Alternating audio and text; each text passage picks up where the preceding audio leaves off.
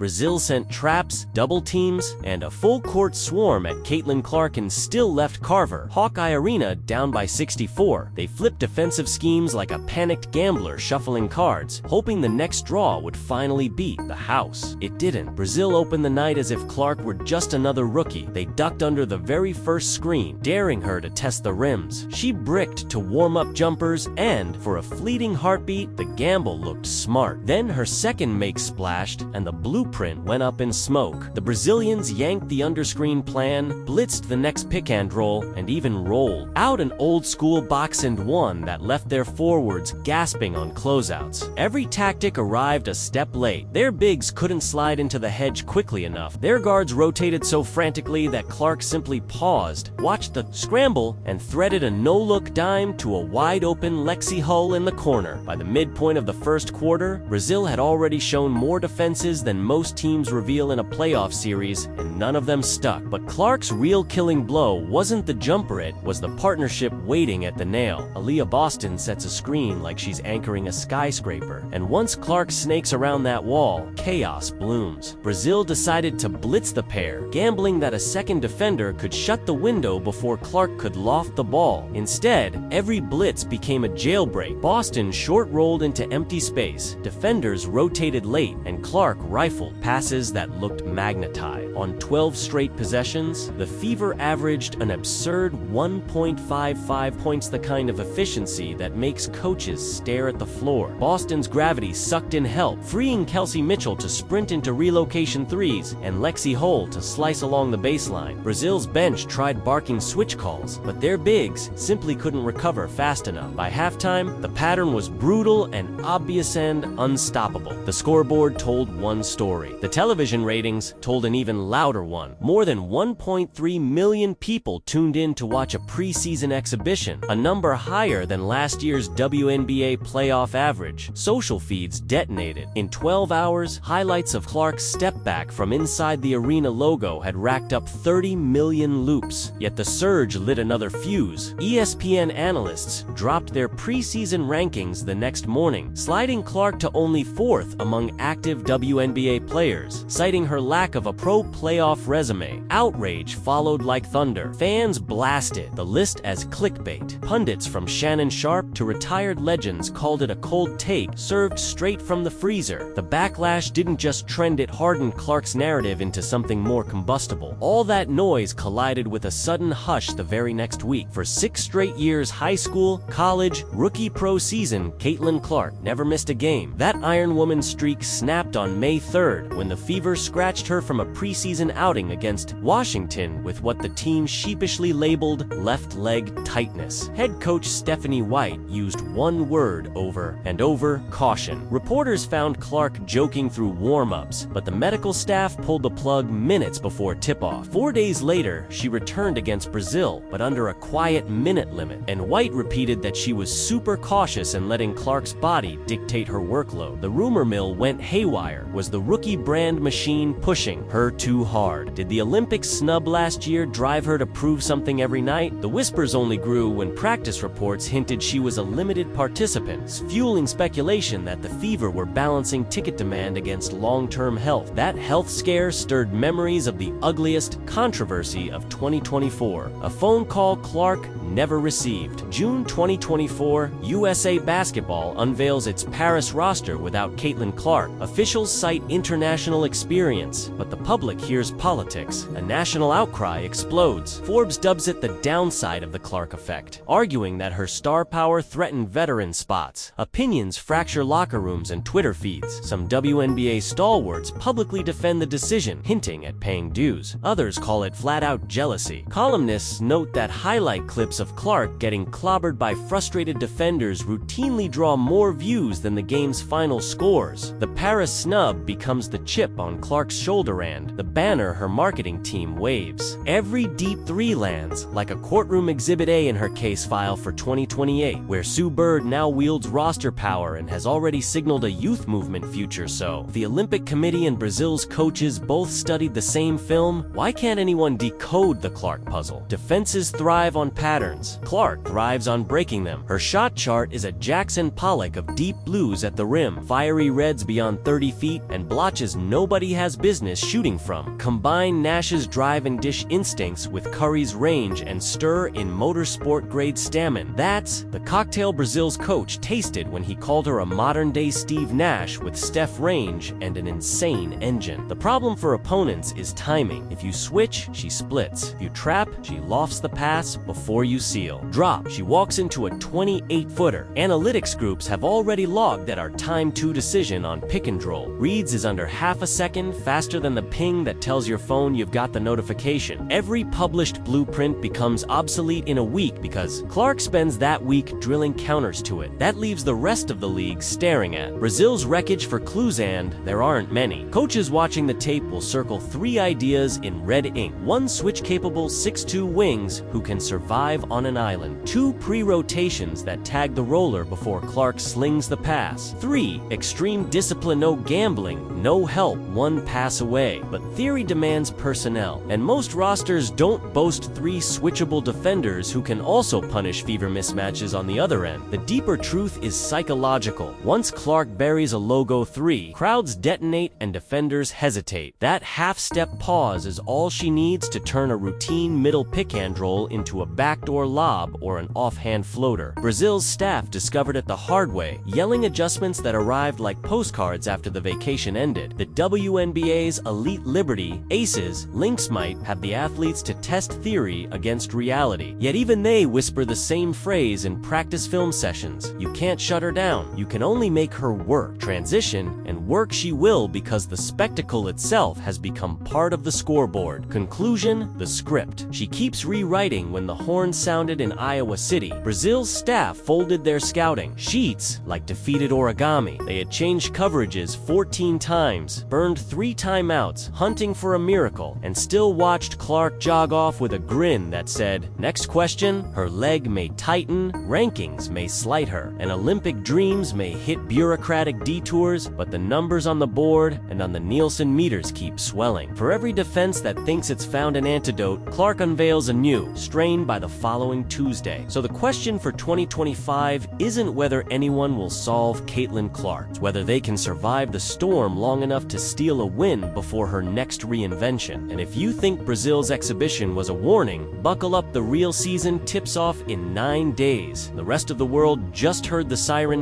Stick around, because the next team to test their luck might discover something even crazier, or become the latest chapter in a story